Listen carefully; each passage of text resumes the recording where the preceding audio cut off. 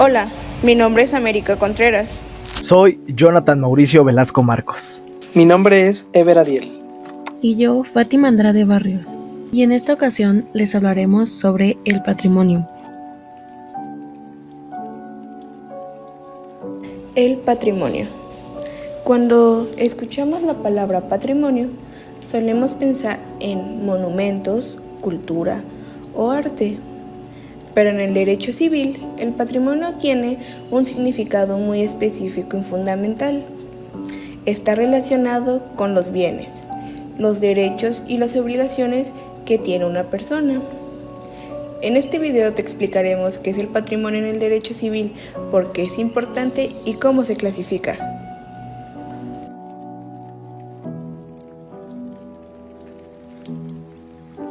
En el derecho romano, el término patrimonium deriva del pater, padre, y monium, obligación o deber, lo que literalmente se podría interpretar como lo que pertenece al padre. Esto ya nos da una pista importante. El patrimonio estaba fuertemente ligado a la figura del pater familias, quien era el titular exclusivo de todos los derechos y bienes de la familia romana. El patrimonio era definido como el conjunto de bienes, derechos y obligaciones susceptibles de valoración económica que pertenecían a una persona.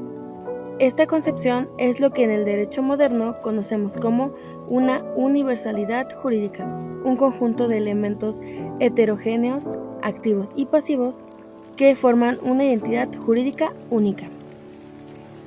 Durante la República y el Imperio Romano, la estructura familiar era jerárquica y patriarcal. El pater familias era no solo el jefe de la familia, sino también su representante legal, moral y económico.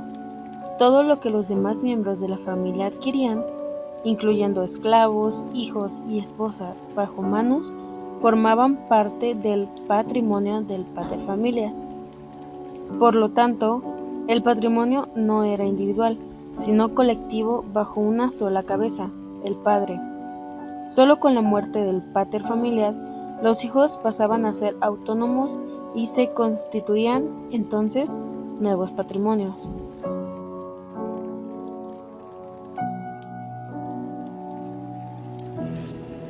Hablemos ahora de los elementos del patrimonio.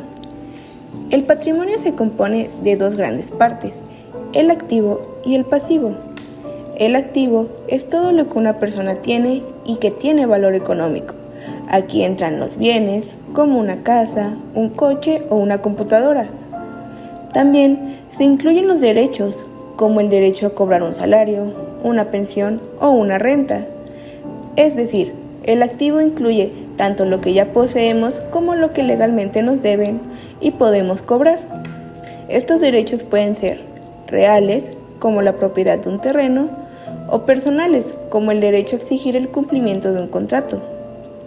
El pasivo, por otro lado, es el menos agradable, pero de igual manera es muy importante. El pasivo está formado por todas nuestras obligaciones y deudas.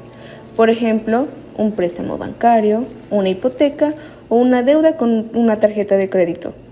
Y aquí hay un punto clave. El patrimonio no solo refleja lo que una persona tiene, sino también lo que debe.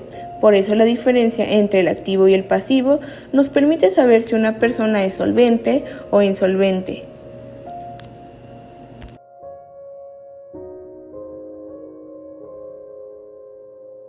El patrimonio tiene características importantes en el derecho civil. Primero, unidad del patrimonio. En el derecho romano, el patrimonio se concebía como una unidad indivisible. Esto quiere decir que una persona no podía tener varios patrimonios distintos. Cada individuo poseía un solo conjunto patrimonial que integraba todos sus derechos y obligaciones patrimoniales. Esto tiene implicaciones importantes.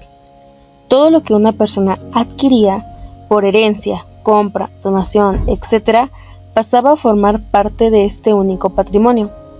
No se distinguía, por ejemplo, entre patrimonio personal y patrimonio empresarial, como sí se hace en el derecho moderno.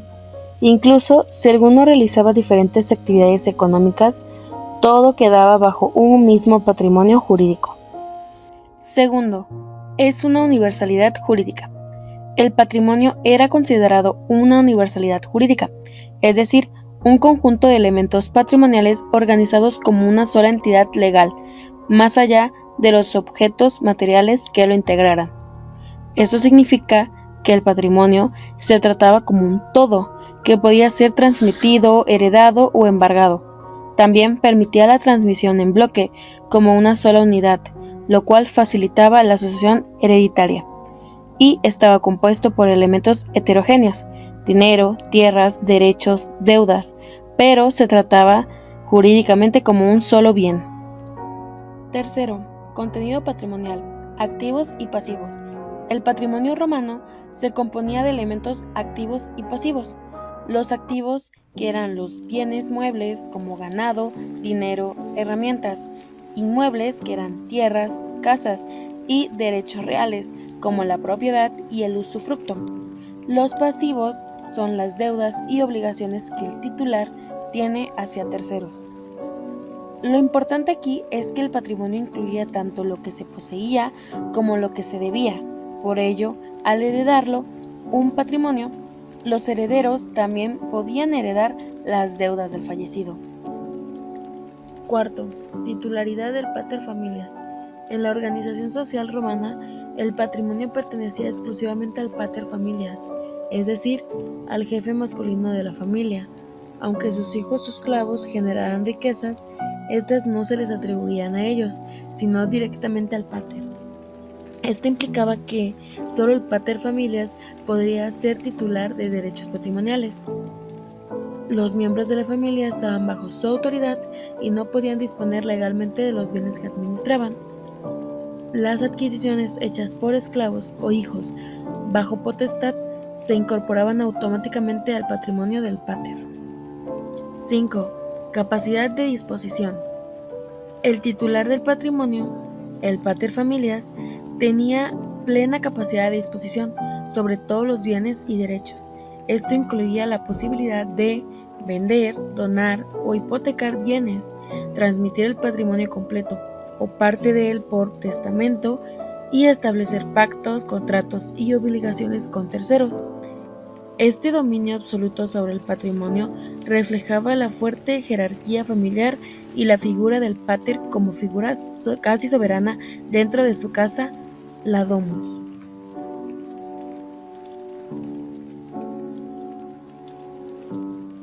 Yo les hablaré sobre la tipología del patrimonio en el área de derecho de bienes y sucesiones, un tema clave para comprender cómo se organiza el conjunto de bienes, derechos y obligaciones que pertenecen a una persona. El patrimonio es el conjunto de bienes, derechos y obligaciones y cargas susceptibles de valoración económica que pertenece a una persona física o jurídica. Este concepto se clasifica en varias tipologías, tanto desde un enfoque tradicional como desde situaciones prácticas y o específicas. Punto número 1. Patrimonio único o universalidad. Según la teoría clásica de Aubry y Rao, toda persona tiene un solo patrimonio indivisible que representa una universalidad jurídica. Este incluye tanto el activo, es decir, los bienes y derechos, como el pasivo, que son las obligaciones o deudas. Este patrimonio no se puede transmitir parcialmente, salvo por sucesión o transmisión total. Punto número 2. Patrimonios especiales o separados. Existen situaciones en las que la ley permite la coexistencia de patrimonios independientes en una misma persona. En este podemos encontrar varios tipos, como el patrimonio empresarial, que es el conjunto de bienes y obligaciones destinados a una actividad económica o comercial. También podemos encontrar el patrimonio familiar, que es el conjunto de bienes, normalmente una vivienda, en la que se destina a proteger el bienestar de la familia, o el patrimonio reservado, el cual corresponde a bienes adquiridos por un cónyuge sin intervención del otro, especialmente bajo el régimen de la sociedad conyugal. También tenemos el patrimonio hereditario, que es el conjunto de bienes, derechos y obligaciones transmisibles que deja una persona al fallecer. Mientras los herederos no acepten la herencia, el patrimonio se mantiene como una universalidad jurídica autónoma, separada del de los herederos. Y por último, tenemos el patrimonio neto y bruto. El bruto comprende la totalidad del activo y pasivo. El neto es la diferencia entre ambos y representa el valor real del patrimonio. Y así concluimos este recorrido por la tipología del patrimonio en el derecho civil, específicamente en bienes y sucesiones.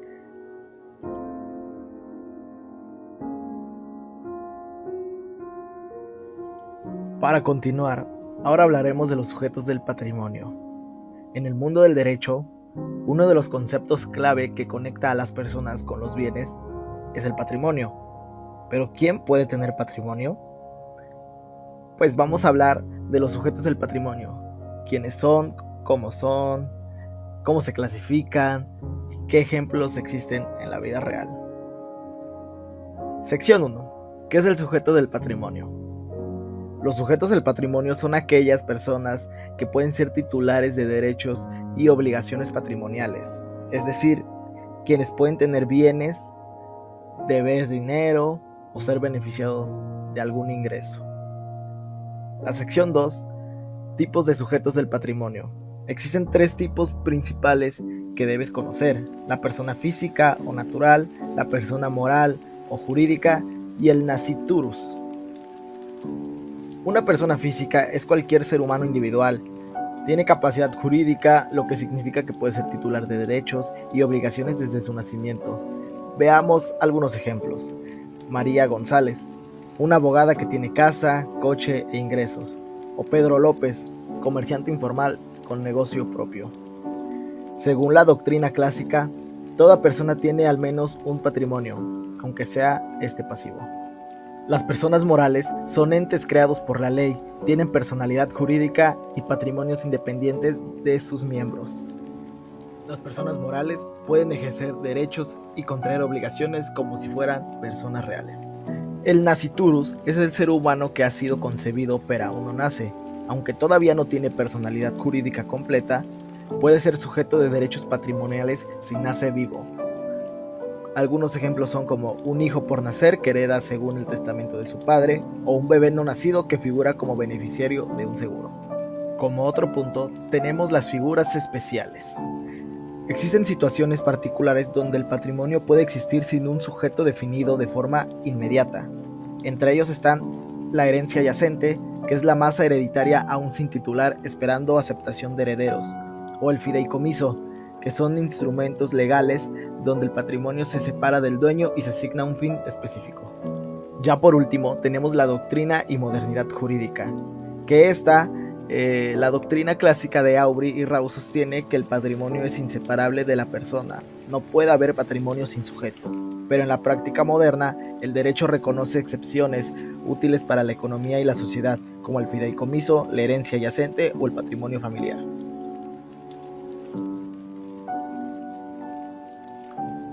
Ahora bien, veamos las funciones del patrimonio, ya que es importante saber para qué sirve este. La primera función es la satisfacción personal. El patrimonio está directamente relacionado con la capacidad de una persona para vivir dignamente. Nos permite cubrir nuestras necesidades básicas, mantenernos económicamente y en muchos casos progresar. Según autores como De Castro, el patrimonio es una expresión de libertad personal, porque nos da medios económicos para tomar decisiones y actuar en la sociedad.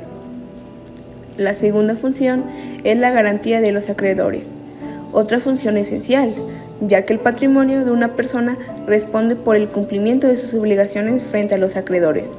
En otras palabras, si una persona incurre en deudas, sus bienes presentes y futuros pueden ser utilizados para saldarlas.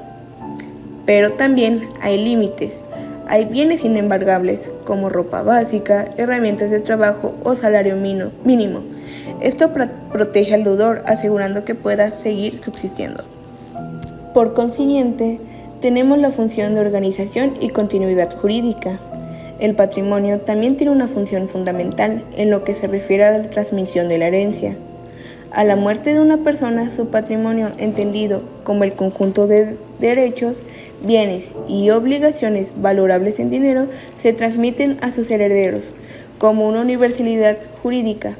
Esto implica que los herederos no reciben bienes sueltos o aislados, sino que reciben el conjunto completo, lo que incluye tanto los activos como las deudas del fallecido, siempre con las limitaciones que marca la ley. Esta función garantiza la continuidad jurídica del patrimonio más allá de la vida del titular. Por último, tenemos la protección familiar, otra función del patrimonio que a través de ciertos bienes por los que la ley no pueden ser embargados ni ejecutados, se trata de bienes considerados esenciales para la vida digna del deudor y su familia, como mobiliario básico del hogar o instrumentos de trabajo que se encuentran protegidos contra reclamaciones judiciales, especialmente en momentos de crisis económica o endeudamientos.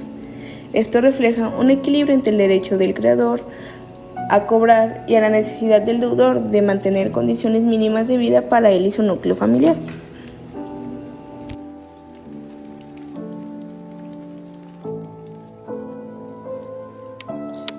Ahora veremos diferencias con otros usos que puede tener el término patrimonio. El término patrimonio puede tener diferentes significados según el contexto en el que se utilice.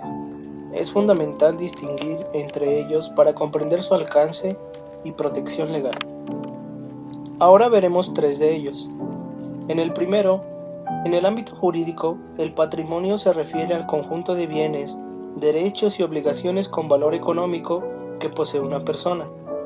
Es una entidad abstracta que representa la capacidad económica de un individuo. Por otro lado, el patrimonio cultural comprende los bienes y manifestaciones que representan la identidad y herencia de una comunidad, como monumentos, tradiciones, lenguas y obras de arte. En el patrimonio natural incluyen elementos de su entorno que tienen un valor excepcional, como montañas, ríos, flora y fauna, y que deben ser preservados para las futuras generaciones. Aunque todos son valiosos, su tratamiento legal y su función en la sociedad son muy diferentes. Mientras que en el patrimonio jurídico se centra en aspectos económicos y legales individuales, el cultural y natural tienen un enfoque colectivo y de preservación.